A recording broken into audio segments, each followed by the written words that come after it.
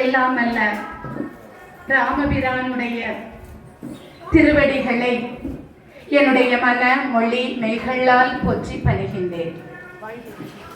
கணபதி என்றிட கலங்கும் வல்வினை, கணபதி என்றிட கருமம் மாதலால், கணபதி என்றிட காலனும் கை தொழும், கணபதி என்றிட கவலை தீருமே. பாலும் தெளிதேனும் பாகும் பருப்பும் இவை கலந்து நான் உனக்கு தருவேன். கோலன்சை துங்க கரிமுகத்து தூமணியே, நீ எனக்கு சங்கத்தமிழ் மூன்றும் தா. நீடாழி உலகத்து மறைநாவலோடு ஐந்தன்று நிலை நிற்கவே, வாடாத தவவாய்மை முனிராசன் மகாபாரதம் சொன்ன நாள், ஏடாக வடமேறு வெற்பாக ஆங்கூர் எழுத்தாணிதன் கோடாக எழுதும் பிரானை பணிந்து அன்பு கூர்வாமரே. இந்த பொழுது ஒரு அருமையான பொழுது. அந்த பொழுதிலே வானத்தில் உள்ள விண்மீன்கள் எல்லாம் வாழ்த்து சொல்வதற்கு வந்திருப்பது போன்று அனைத்து பக்த கோடிகளும் வந்திருக்கின்றார்கள். அவர்களுடைய திருவடி தாமரைகளை வணங்கி மகிழ்கின்றேன். செந்தமிழால் சொல்லெடுத்து, பைந்தமிழால் பாயெடுத்து, நச்சமிழால் நாயெடுத்து, நாஞ்சில் மண்ணிற்கு வணக்கம் சொல்லி அன்பின் வாழ்த்துதலையும் வணக்கத்தையும் தெரிவித்துக் கொள்கின்றேன்.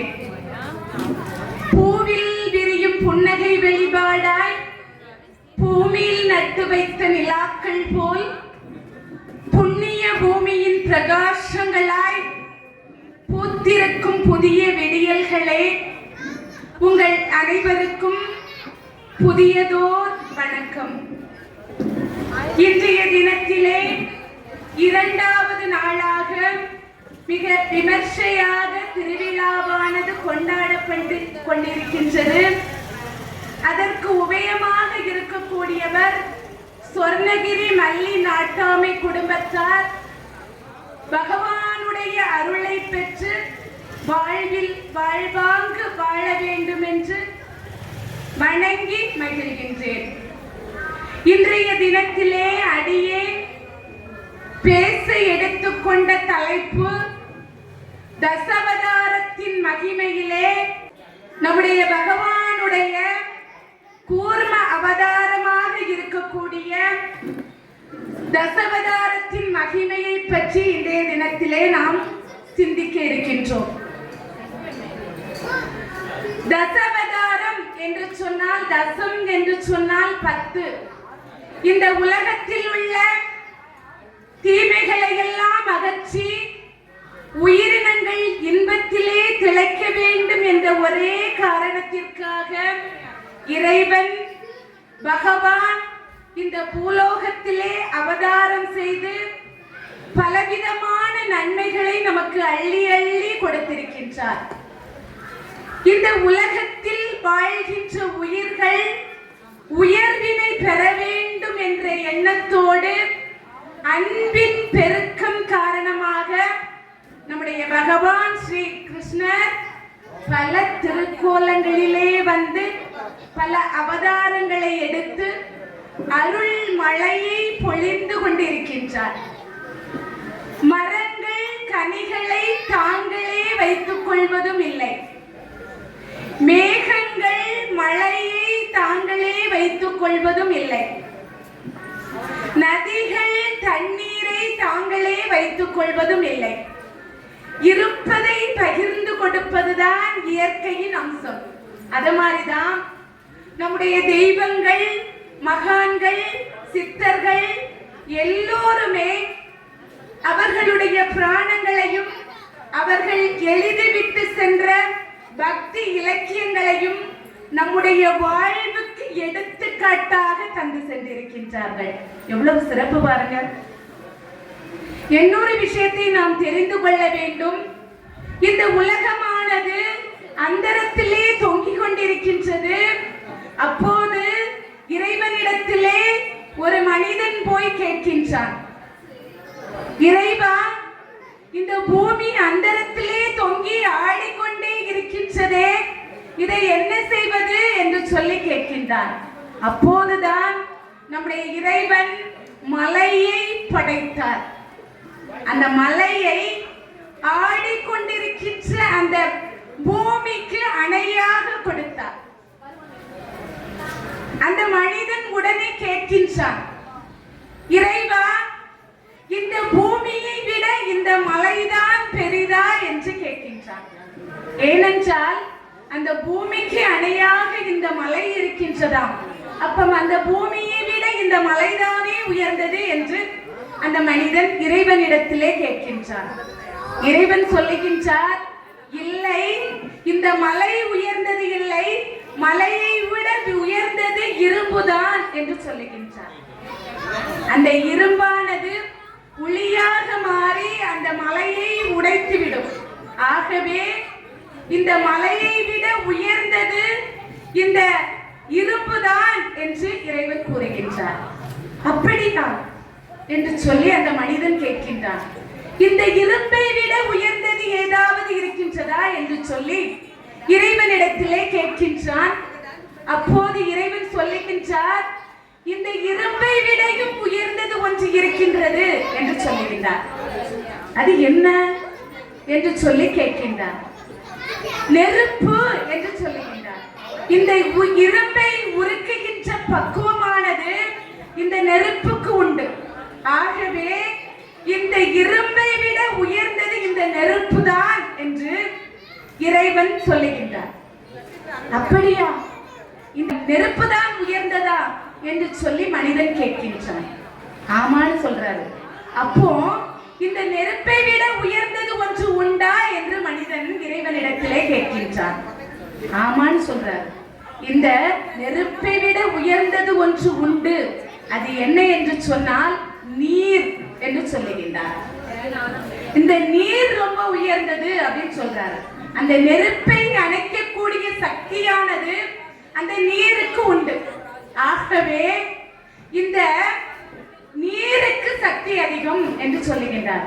இதை விட வேற ஏதாவது சக்தி இருக்கின்றதா என்று சொல்லி அந்த மனிதன் இறைவனிடத்திலே கேட்கின்றான். இறைவன் சொல்லுகின்றார், ஆமா என்று சொல்லுகின்றார். அது என்னதாகும் என்று சொல்லி கேட்கின்றார். அதுதான் காற்று என்று சொல்லுகின்றார். இந்த நீரை அணைக்கக்கூடிய பக்குவமானது இந்த காற்றுக்கு உண்டு. காற்று அசைஞ்சா நீர் அசையும். அப்படியே காற்றடிச்சுனா இறைவனிடத்திலே இந்த மனிதன் கேட்கின்றான், சுவாமி, இதை விட உயர்ந்தது எது, வேறு எதுவாவது உண்டா என்று சொல்லி கேட்கின்றார்.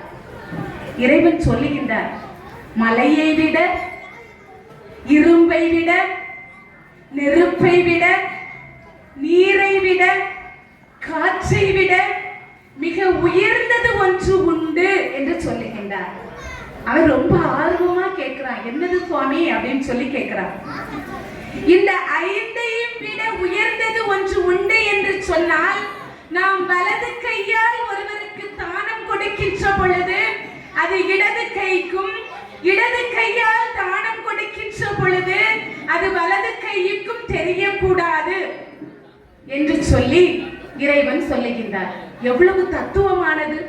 நீர், நிலம், நெருப்பு, ஆகாயம், காற்று, இந்த ஐந்தும் பஞ்சபூதங்கள். இந்த பஞ்சபூதங்கள் இல்லை என்றால் இந்த உலகத்துல நம்ம வாழவே முடியாது. ஆனா இறைவன் சொல்லுகின்றார், இதைவிட உயர்ந்தது ஒன்று உண்டு என்று சொல்லுகின்றார். நாம் பிறருக்கு கொடுக்கக்கூடிய தானமானது யாருக்கும் தெரியக்கூடாது என்று சொல்லுகின்றார். ஆனா இந்த காலத்திலெல்லாம் ஒரு நன்கொடையோ ஏதாவது ஒன்று செய்தார்கள் என்று சொன்னால், நான் அந்த கோயிலுக்கு 10,000 ரூபாய் டொனேஷன் கொடுத்தேன், அந்த கோயிலுக்கு அந்த 20,000 ரூபாய் டொனேஷன் கொடுத்தேன், ஒரு பெண், ஏழை பெண், அந்த பெண்ணுக்கு திருமணத்திற்கு 5,000 ரூபாய் கொடுத்தேன். அப்படின்னு பெருமை கொள்வதுதான் இந்த சமூகம். ஆனா அதையெல்லாம் தெரியாமல் வைத்துக் கொள்வது பஞ்சபூதங்களை விட உயர்ந்தது என்று இறைவன் சொல்லுகின்றார். அந்த வகையிலே இன்றைய தினத்திலே நாம் கூர்ம அவதாரம் என்ற தலைப்பினை பேசுவதற்காக அடியே முன்னெடுத்திருக்கின்றேன். அழகான அற்புதமான ஒரு தருணம். அத்திரி முனிவருக்கும் அனுஷியை தேவிக்கும் 2 மகன்கள் உண்டு. அதிலே மூத்த மகனானவன் ததாத்ரேயன் என்று சொல்லக்கூடியவன். அவனுடைய சகோதரன் துர்வாசர். அனுஷையினுடைய கருவறையிலே அவர் உருவாகி 7 நாட்கள் தான் ஆகியிருந்தது. துர்வாச முனிவர், அந்த துர்வாச முனிவர் அனுசூயையின் கருவறையிலே இருக்கின்றார்.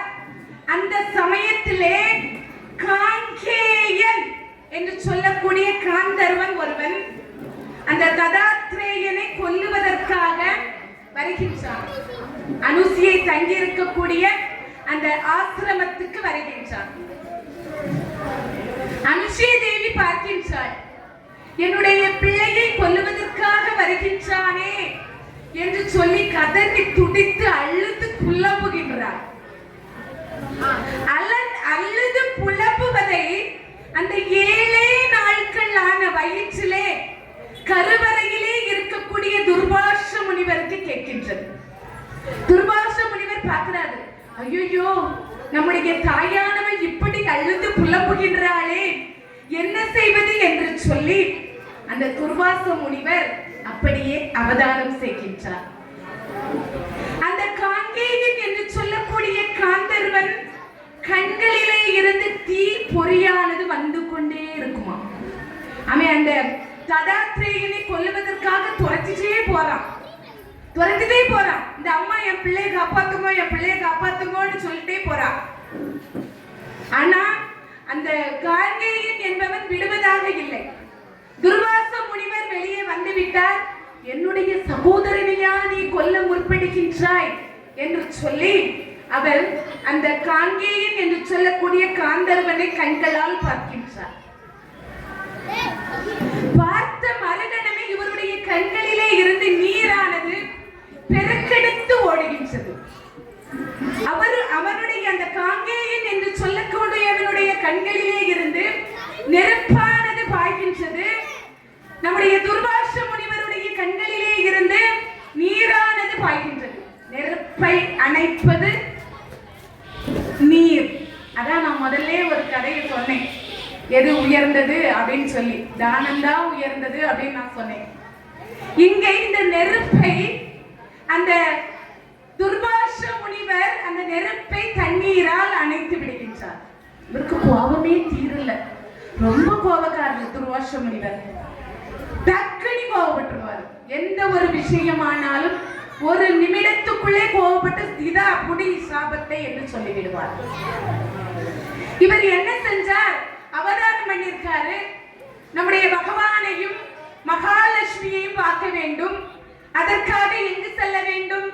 எல்லாரும் வைகுண்டத்துக்கு போறோம். இப்போ இங்க இருக்கிறவங்க எல்லாரும் சேர்ந்து வைகுண்டத்துக்கு போறோம், சரியா?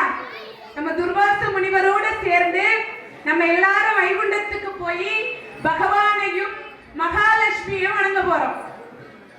நம்ம துர்வாச முனிவர் வைகுண்டத்தை நோக்கி நடக்கிறார், வைகுண்டத்துக்கு போறார். இதை நம்முடைய பகவான் உணர்ந்து கொள்கின்றார்.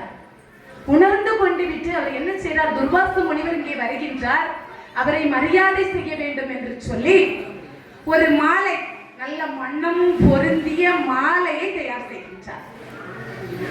நல்ல அழகான மாலை. அந்த மாலையை அணிவிப்பதற்காக ஒரு தெய்வ மங்கையை அங்கே வர வைக்கின்றார். அந்த தெய்வ மங்கையிடத்திலே அந்த மாலையை கொடுத்து, துர்வாச முனிவர் இங்கே வருவார், அவருக்கு இந்த மாலையை அணிவித்து நீ அவர்களை வரவேற்க வேண்டும் என்று சொல்லி அந்த தேவ மங்கையை வைகுண்ட வாசலிலே நிறுத்தி வைத்திருக்கின்றார். வைகுண்ட வாசலிலே அந்த பெண் இருக்குது. துர்வாச முனிவர் வந்தார். வந்த உடனே அந்த மாலையை அணிவிக்கின்றார். ரொம்ப தெய்வத்தன்மை கொண்ட இந்த மாலையை பகவான் உங்களுக்கே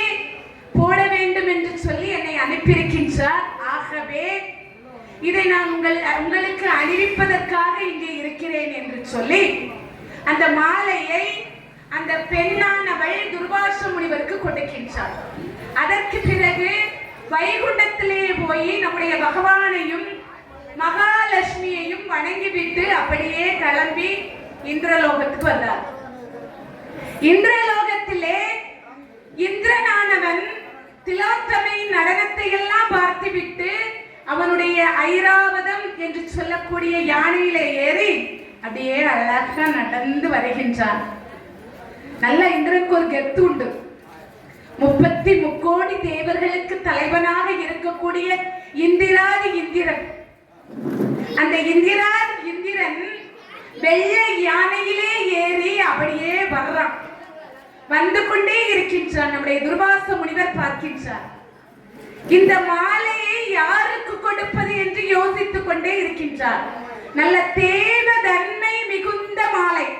இந்த மாலையை இந்திரனுக்கே கொடுக்கலாம் என்று சொல்லி முடிவு செய்கின்றார் நம்முடைய துர்வாச முனிவர். வந்தார், இந்திரனை கூப்பிட்டார். உருவில்லவா அப்படியே யானையில இருந்து கீழே இறங்கிச்சோம் மரியாதைக்கு. இல்லைன்னா கொஞ்சம் அம்மதப்பில்தான் இருப்பான் இந்திரன்.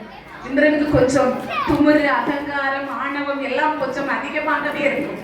ஆகவே நிறைய இடையூறுகளிலே சிக்கிக் கொள்பவன் இந்திரன். அவன் என்ன பண்ணா, ஐராவதம் என்று சொல்லக்கூடிய யானையிலே இருந்து கீழே இறங்குகின்றான். இறங்கி துர்வாச முனிவர் அருகில போறான். இது ரொம்ப தெய்வத்தன்மை மிகுந்த மாலை, இதை நான் உனக்கே தருகின்றேன், இதை நீ வைத்துக்கொள் என்று சொல்லி அந்த மாலையை நம்முடைய இந்திரனுக்கு துர்வாசர் கொடுக்கின்றார். இந்திரனும் வாங்கினவே அவங்களத்திலேயாவது போட்டுக்க கூடாதா? அவன் என்ன பண்றான், அந்த யானையினுடைய தலையிலே கொண்டு போய் வைக்கின்றான். அந்த யானை கொஞ்ச நேரமா தலையிலே வச்சுட்டு இருந்துச்சு, அழகா இருந்துச்சு. நம்முடைய பகவான் பார்த்தார், திருவிளையாடலை ஆரம்பிக்க முடியாது போல் இருக்கின்றதே, யானை அமைதியாக தலையிலே மாலையை வைத்துக் கொண்டிருக்கின்றதே என்று சொல்லி பகவான் அந்த மலரிலே இருக்கக்கூடிய தேனினை எடுப்பதற்காக தேனீக்கள் என்று சொல்லக்கூடிய வண்டுகளை அனுப்பி வைக்கின்றார். அந்த மாலையிலே போய் அந்த வண்டுகள் அமர்ந்து இருந்து அந்த யானையினுடைய தலையிலே அப்படியே ஊறுது. அந்த தேனீக்கள் எல்லாம் ஊறுகின்றது.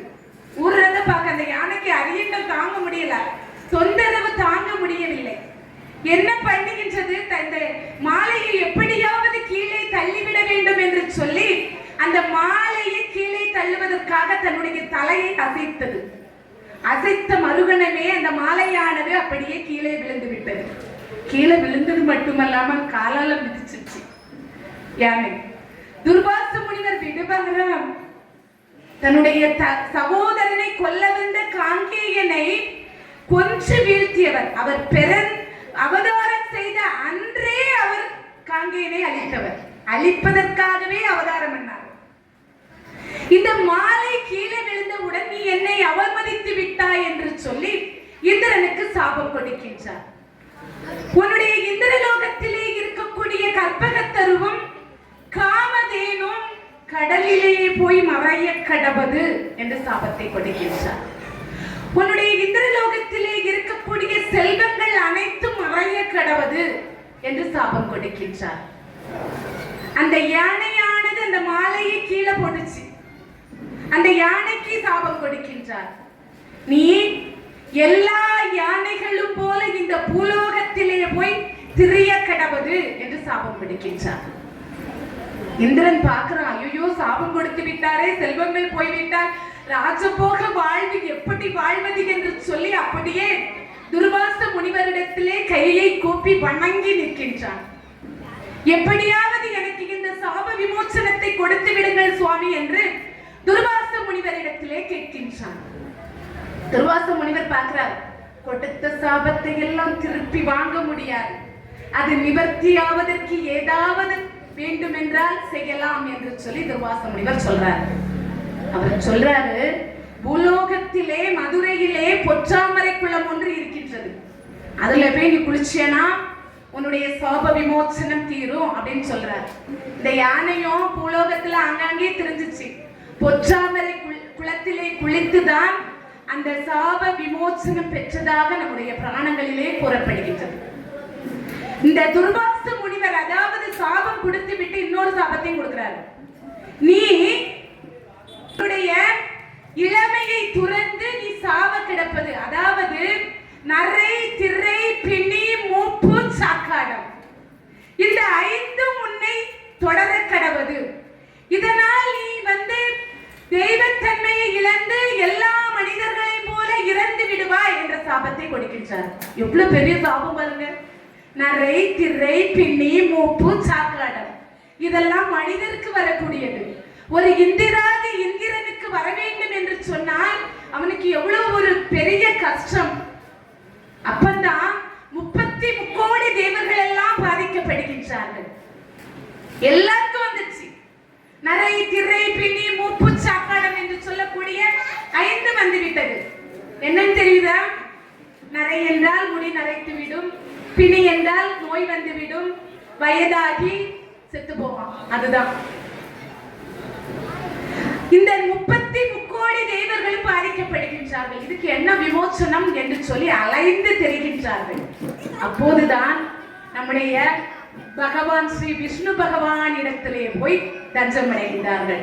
சுவாமி, நாங்கள் நரை திரை பிணி மூப்பு சாக்காடம் என்று சொல்லக்கூடியதிலே ஆட்பட்டு எங்க இந்திரலோகத்தில் இருக்கக்கூடிய கற்பக தருவும் காமதேனும் கடலிலே மறைந்து எங்களுடைய ஐராவதம் என்று சொல்லக்கூடிய யானை எல்லா யானைகளையும் போல புலோகத்திலே திரிந்து கொண்டே இருக்கின்றது. எங்களுக்கு இந்த சாபத்திலே இருந்து விமோசனத்தை கொடுங்கள் சாமி என்று சொல்லி நம்முடைய பகவான் ஸ்ரீ விஷ்ணுவிடத்திலே போய் தஞ்சம் அடைகின்றார்கள். விஷ்ணு பகவான் பார்க்கிறார், ஒரே வழிதான் இருக்கின்றது. பார்க்கடலிலே அமுதத்தை கடைந்தால் அந்த அமுதத்தை எடுத்து உண்டால் உங்களுடைய சாப விமோசனமான தீரும் என்று சொல்லி நம்முடைய பகவான் ஸ்ரீ விஷ்ணு பகவான் சொல்லுகின்றார்.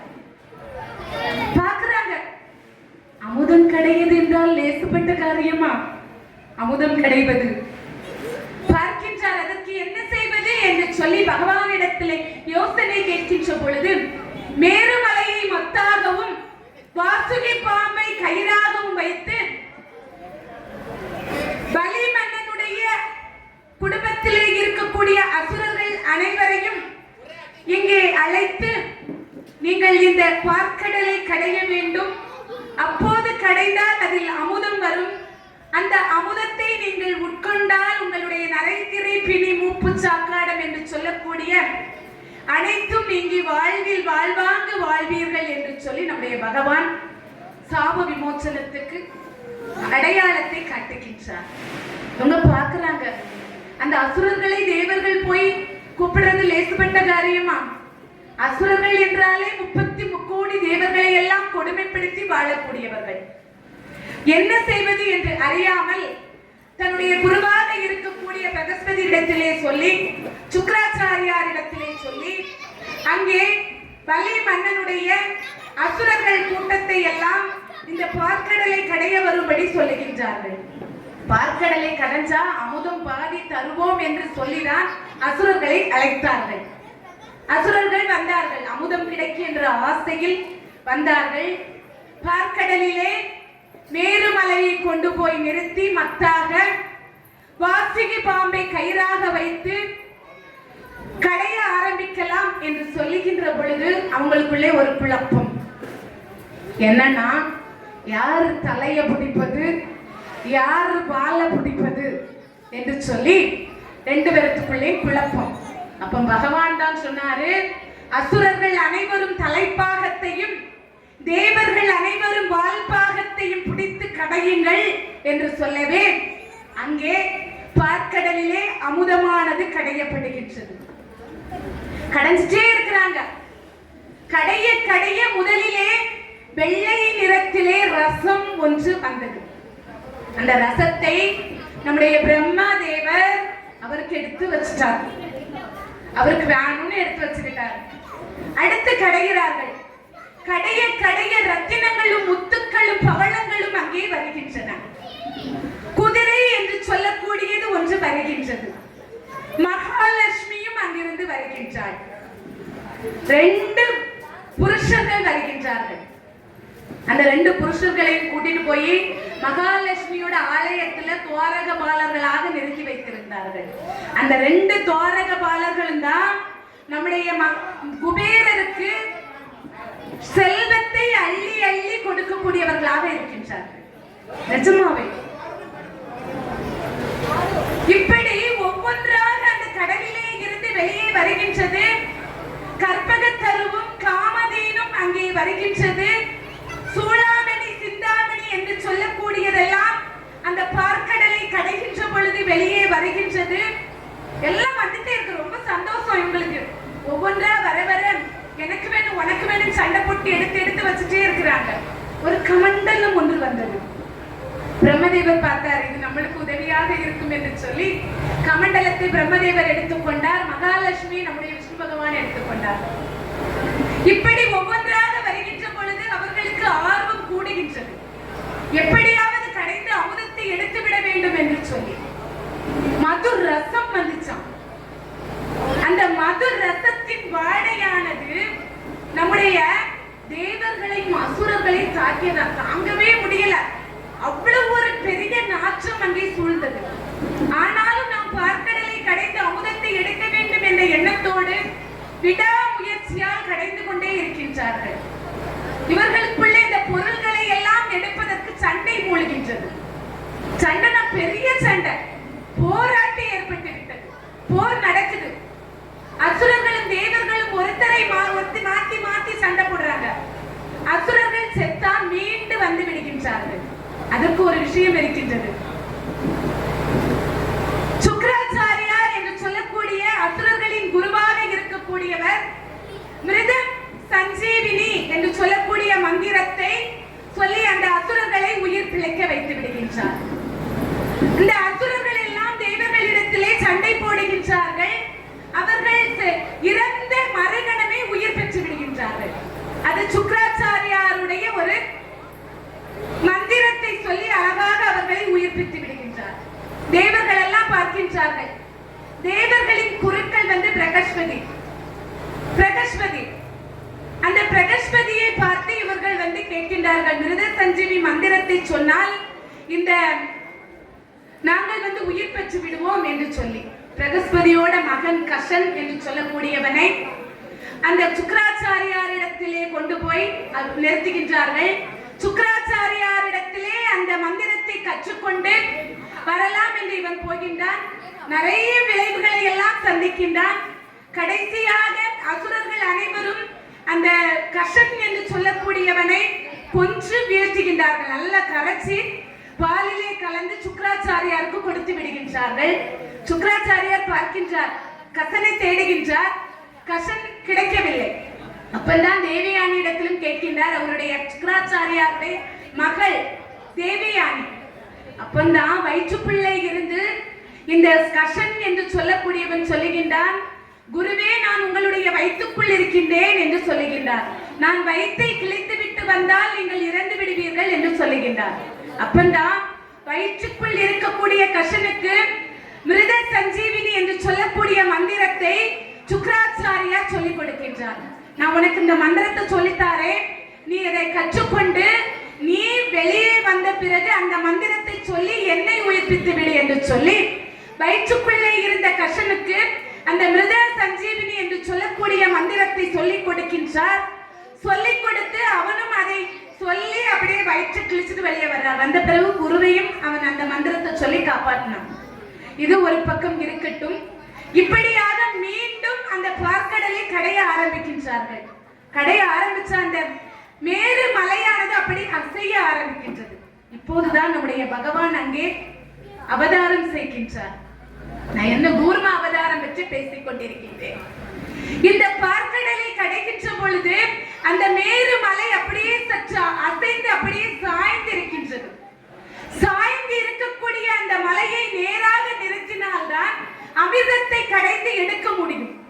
அப்போதுதான் தேவர்களும் அசுரர்களும் பகவானை அழைக்கின்றார்கள்.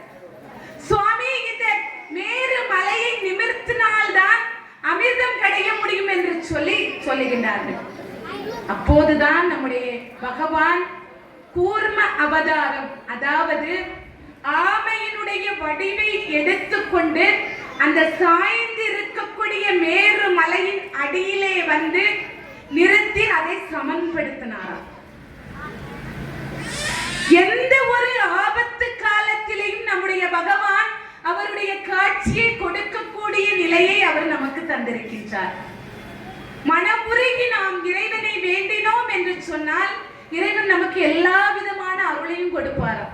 நிஜமாவே கூர்ம அவதாரம் எடுத்து ஆமையாக வந்து அந்த மேருமலைக்கு அடியிலே அமர்ந்து கொண்டு அப்படியே சமன்படுத்தி அந்த மீண்டும் அந்த பார்க்கடலை கடைய ஆரம்பிக்கின்றார்கள்.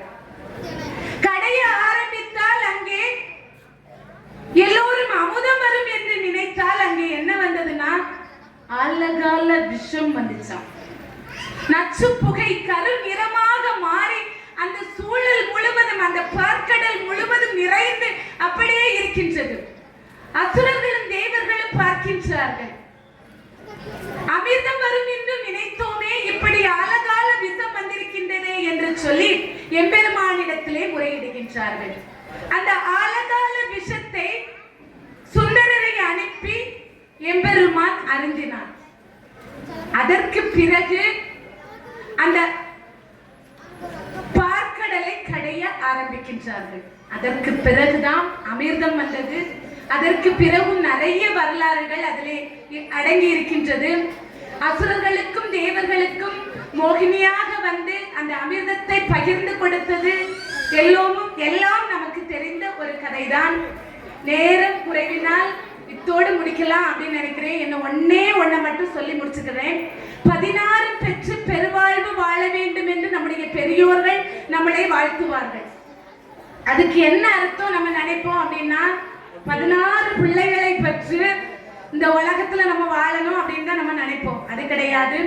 கலையாத கல்வியும் குறையாத வயதுமோர் கபடுபாராத நட்பும் கஞ்சாத வளமையும் குஞ்சாத இளமையும் கழுப்பினி இல்லாத உடலும் சலியாத மனமும் அன்பு அகலாத மனைவியும் தவறாத சந்தானமும் தாழாத கீர்த்தியும் மாறாத கொடையும் தடைகள் வாராத கொடையும் கோணாத கோலும் தொலையாத நிதியும் துய்யனின் பாதத்தில் உதவி பெரிய தொண்டரோடு கூட்டு கண்டாய் அலையாளி அரிதுயலும் ஆயனது தங்கையே ஆதிக்கடவூரின் வாழும் அமுதேசிர் ஒரு பாகம் அகலாத சுகபாணி அருபாணி அபிராமியே. இப்படி நம்முடைய தாய் மதுரை மீனாட்சி வணங்கணும்னா அந்த பகவான் நம்முடைய ஸ்ரீ விஷ்ணு பகவானுடைய தங்கையாக இருக்கக்கூடிய மீனாட்சி தாயை நாம் வந்து இதெல்லாம் சொல்லி வணங்கணும்னா 16 பெற்று பெருவாழ்வோம் என்று சொல்லி இத்தோடு என்னுடைய உரையை முடித்துக் கொள்கிறேன். நன்றி, வணக்கம்.